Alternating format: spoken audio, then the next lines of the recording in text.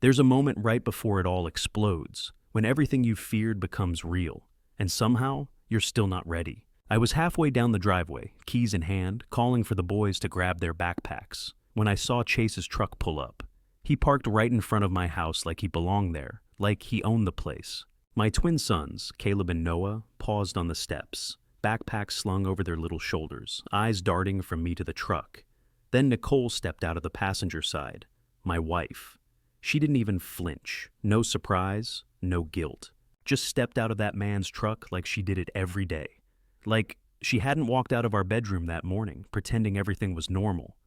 "Are you serious?" I asked, stunned, my voice cracking in disbelief. Chase walked around the front of the truck, slow and smug, the kind of walk that says he wanted this, that he came here for this. "Guess you finally figured it out," he said. I didn't even look at him.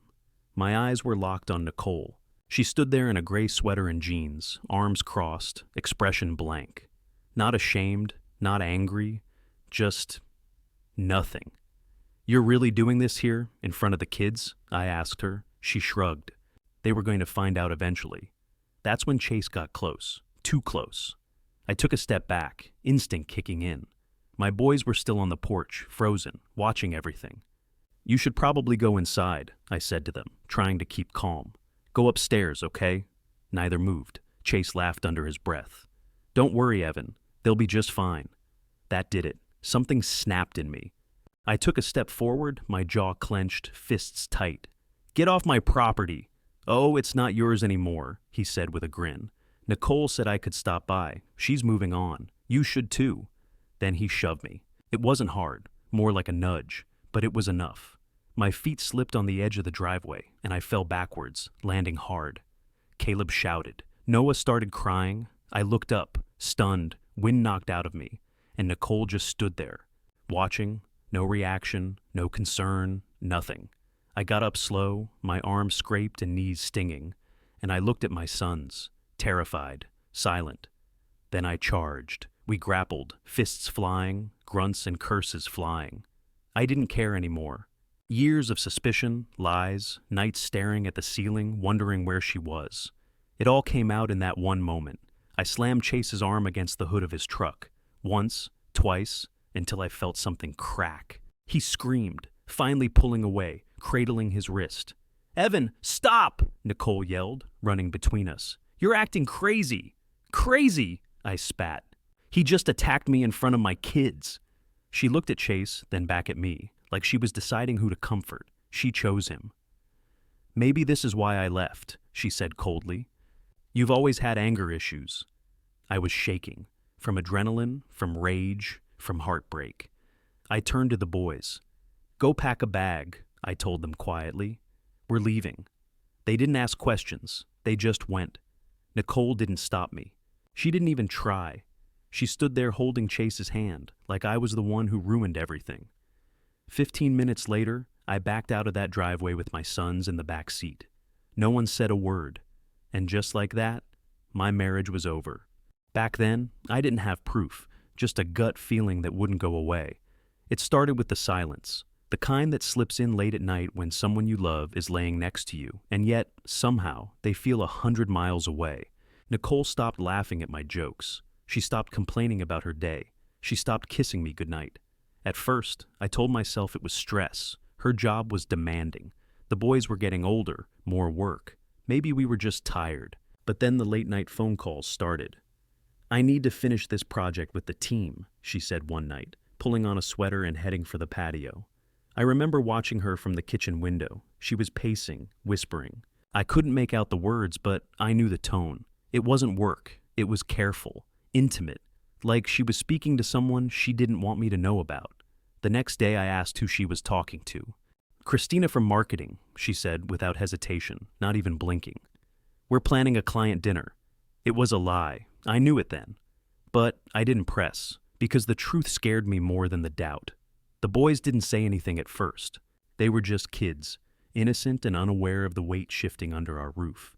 But then, one Saturday morning, Caleb was drawing at the kitchen table while I made pancakes. "Mom kissed a man who wasn't you," he said casually, coloring in the corner of his paper. My hands froze mid-flip. "What did you say?" He looked up, blinking. She was in the car with him outside the coffee place. I saw. They kissed. I felt the blood drain from my face. When did this happen? Caleb shrugged. Last week. I didn't tell because she told me not to. I stood there holding the spatula like a weapon, fighting the urge to scream. That night, I followed her. She said she was going to meet a client for drinks downtown, said she wouldn't be late. I waited 10 minutes after she left, then packed the boys into the car and drove toward the address she'd left on the counter. We parked a block away. I stayed in the car while they watched cartoons on my phone. I waited, hands trembling, stomach tight. And then I saw her. She wasn't alone. They stood outside a sleek apartment building, her and Chase, standing way too close for just friends. She laughed, tossed her hair, touched his chest like it belonged to her. Then he leaned down and kissed her, slow and full on, like it was the most natural thing in the world, like I didn't exist. That was the moment it all shattered. No more guessing, no more hoping, just cold, undeniable truth burning into my brain. I didn't get out of the car. I didn't cause a scene. I just watched. And in that silence, I felt something break in me. Not just pain, but resolve. A shift from disbelief to fury. I drove the boys home that night and never said a word. But the next morning, when she came through the door like nothing had happened, I knew. Her betrayal wasn't a mistake. It was a choice. And I was done pretending it wasn't. Tyler opened the door before I even knocked. He just stood there for a second, taking me in. The dried blood on my knuckles, the blank look on my face, the boys curled up in the back seat of the car behind me. Jesus, Evan!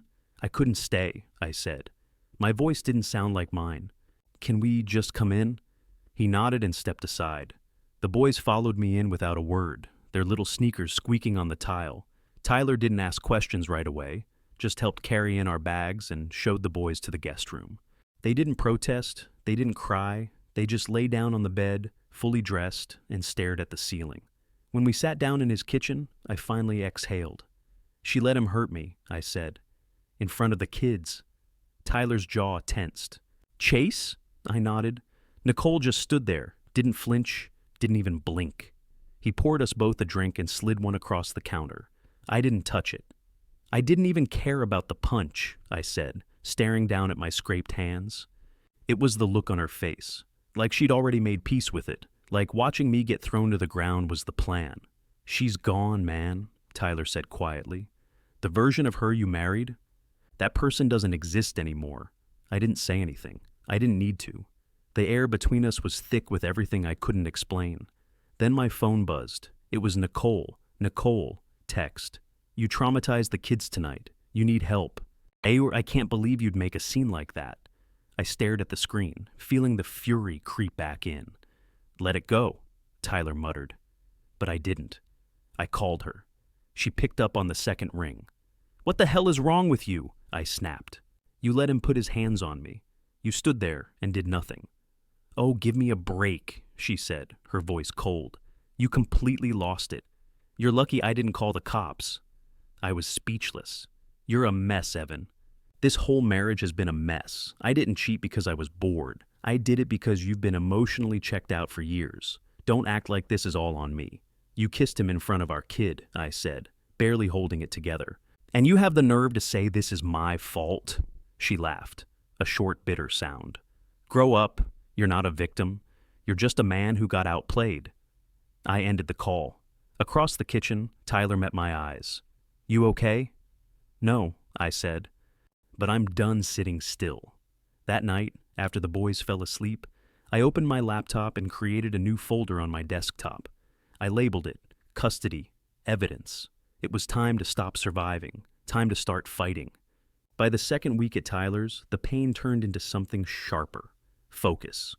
The nights were still brutal. The boys would sometimes crawl into bed with me without saying anything, just needing to be close. I'd hold them, stare at the ceiling, and promise myself, she's not going to take them from me. That's when I started digging. I went through the shared bank statements first, quietly, methodically. I highlighted every charge that didn't make sense. Boutique hotel stays in the middle of the week, DoorDash deliveries to addresses I didn't recognize, gas stations 30 miles from her office. Then came the phone records. I called the provider, pretending to verify billing history, and got a copy of her usage summary. One number popped up over and over, Always late at night, always long calls. I bought a prepaid phone, called it, and Chase's voice answered. Bingo. I kept everything, printed it, filed it, organized it by date, and just to be sure, I backed it all up. Twice. One morning, Tyler found me at the kitchen table before sunrise, surrounded by receipts and a USB drive in hand. "Are you seriously building a case file?" he asked, rubbing sleep out of his eyes. "I'm not going to court with feelings," I said. "I'm going with evidence." He nodded, still half asleep. "Good." Later that day, Nicole and Chase showed up. They didn't text, didn't call, just pulled into the driveway and walked right up to Tyler's porch like it was their house. Tyler saw them first through the window. "Do you want me to—" "No," I said, already getting up. "I've got it." The boys were upstairs, thank God. I stepped outside and closed the door behind me. Nicole had her arms crossed, sunglasses perched on her head. Chase stood a little behind her, his left wrist still bandaged from the driveway fight. "Real classy, Evan," she said. "Going through my financials, tracking my calls. You lost the right to privacy when you started sneaking around behind your kids' backs." "Oh, don't pretend this is about the boys," she said, lips curling. "This is about your ego." I reached into my hoodie pocket and pulled out a small voice recorder. I hit play. Her voice crackled out, "You're just a man who got outplayed." Chase flinched. She lunged for the device, but I stepped back. "I've got copies," I said, "and backups and timestamps." Chase muttered, "Man, you're really doing this?" "You're damn right I am." I looked him dead in the eye. "You laid hands on me in front of my kids. That was the last time you'll ever get close to them." He took a step forward. Tyler opened the front door behind me. Didn't say a word, just stood there, arms crossed. Chase stopped. Nicole's mask started to crack. I could see it, the twitch in her jaw, the way her voice trembled when she spoke next. "You want to start a custody war? Fine, but don't pretend like you're the victim here." "No," I said. "I'm the father, and I'm done being quiet." She opened her mouth to argue, but nothing came out. I turned and walked inside without another word. Tyler closed the door behind me. That was the day the power shifted. And Nicole knew it. It was a Tuesday afternoon when the school called. I was just pulling into Tyler's driveway with groceries when my phone buzzed. Unknown number. I almost let it go to voicemail, but something told me to answer. "Mr. Carter, this is Ms. Green, assistant principal at Westview Elementary. There's been an incident involving your son, Caleb." My stomach dropped. I was in the front office within 20 minutes. Caleb sat in the hallway outside the nurse's office with an ice pack on his knuckles and a blank look on his face. His teacher stood nearby, arms crossed tightly. "He hit another student," she said. "Pretty hard. The other boy's nose is likely broken." I knelt in front of him. "Caleb, what happened?" He didn't answer at first.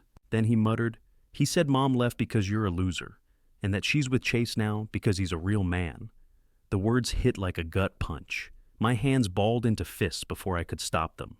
Not because of Caleb, but because of what he'd been forced to carry. I took a slow breath and put a hand on his shoulder. "Did you tell anyone before you hit him?" He shook his head. "I didn't want to be a snitch." "Okay," I said quietly. "Let's go home." The school gave us a warning and a suspension notice. Caleb didn't say another word until we were in the car. "Am I in trouble?" he asked, barely above a whisper. "No," I said. "You're not in trouble, but we're going to talk about how to handle things better next time. Got it?" He nodded. That night, after the boys went to bed, I called Nicole. She picked up sounding irritated. "What?" "Your son got suspended," I said. "He hit a kid who mocked him about you and Chase." Silence. Then she scoffed. "Well, maybe if you weren't turning this into some dramatic mess, he wouldn't be acting out." I almost laughed. "You think I'm the problem?" "He's acting out because his mother replaced his father with some guy she was sneaking around with. And now the whole school knows." She raised her voice. "Oh, please. This is classic Evan. Play the victim. Ignore your own part in everything." I let her rant. And while she did, I quietly hit record on my second phone. Every word, every deflection, every insult. "You're unstable," she snapped. "That's why the boys are scared." "Then prove it in court," I said flatly. And I hung up. I sat there a minute, the quiet humming around me. Then I opened my laptop, added the recording to my custody folder, and typed a new title on the page, Emotional Harm, Caleb Incident. That was the moment everything changed. This wasn't about revenge anymore. This was war, and I was fighting for my sons. The private investigator's name was Neil. Mid-40s, no nonsense, wore the same beige windbreaker every time I saw him. He was the kind of guy who spoke in facts, not feelings. Exactly what I needed. I handed him everything I had. Phone records, receipts, audio files. He listened without judgment, took notes, and asked 3 questions. Do you want full custody? Yes. Is there anything you're not telling me? No. Are you ready for her to lose it when she realizes she's losing control? More than ready. 2. Weeks later, Neil dropped off a flash drive. He didn't say much, just placed it on Tyler's kitchen table and said, "It's worse than you thought." He was right. The files were neatly organized. Dates, locations, photos, videos. Nicole picking the boys up 20 minutes late, again. Nicole dropping them off early. Nicole leaving them alone in her apartment to run errands while Chase sat on the couch, vaping and playing video games.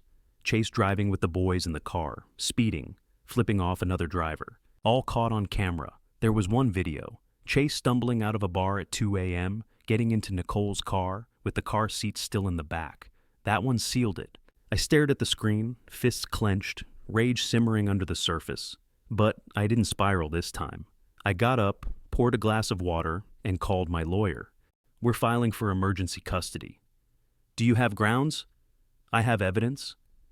That night, Nicole showed up again, this time without warning. I was helping Caleb with his homework when I heard tires screeching. Tyler peeked through the blinds. "It's her," he said, "and Chase." I opened the front door before they could knock. Nicole stormed up the porch waving her phone. "You filed for emergency custody? Are you out of your mind?" Chase followed, silent but seething. "You're not getting away with this," she hissed. "You want to go to court? Fine, let's do it, but you better be ready."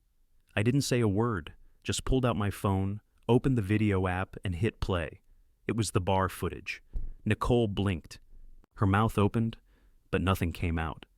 Chase looked away. "You put my kids in a car with him after midnight?" I asked, my voice cold and calm. "You left them with him while you went shopping for candles and cocktails?" Nicole turned on Chase.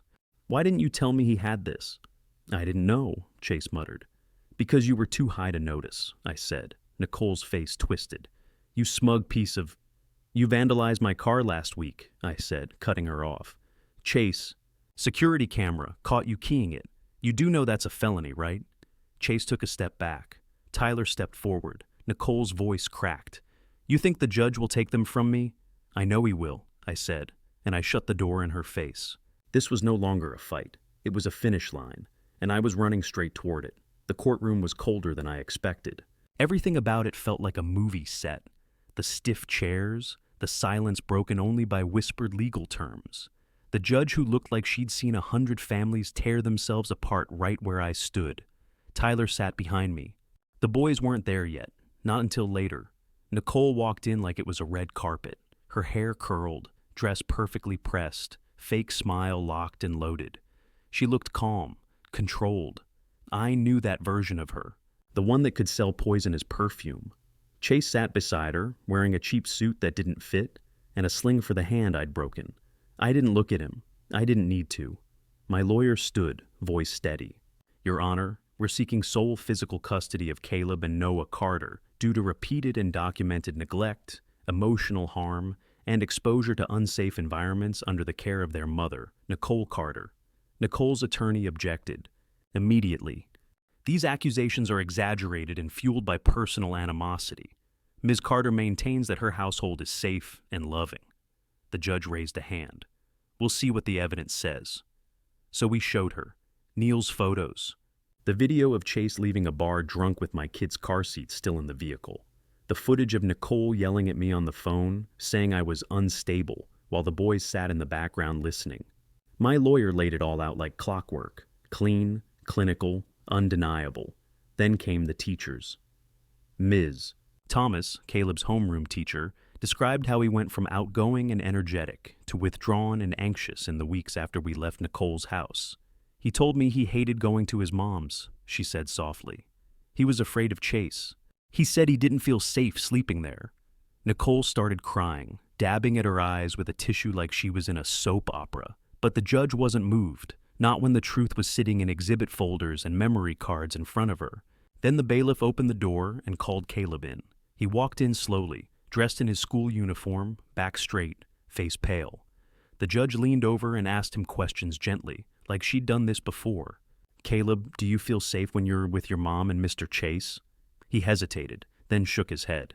"No, I don't like going there." "Why not?" He looked at me. I gave him a little nod.